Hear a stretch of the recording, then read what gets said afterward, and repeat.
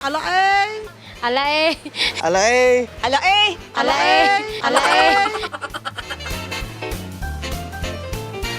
Bahay po para po madagdagan po yung aming bahay at makalipat na kami sa ibang lugar. Bayat lupa para po may future na sa future. Tatago ko na lang sa bangko, baka lalaki. O kaya business. Oh. Yung bahay at lupa, wala kami. Lupa. Ay, siyempre, yun ang mataas na value, tumataas pag, katagalan. Bahay at lote. Bahay sa aking pamilya. Lupa at bahay para magkameron kami ng sariling bahay. Bahay at lupa. Kasi ang pamilya ko ay gusto magkaroon ng sariling bahay at lupa. Yun lang hinahangad ko.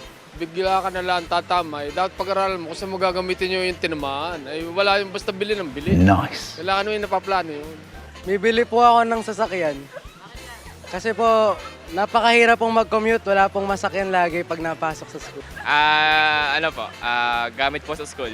Dahil nga po back to school na rin po at kailangan din po ng mga supply sa pasukan. Mansion.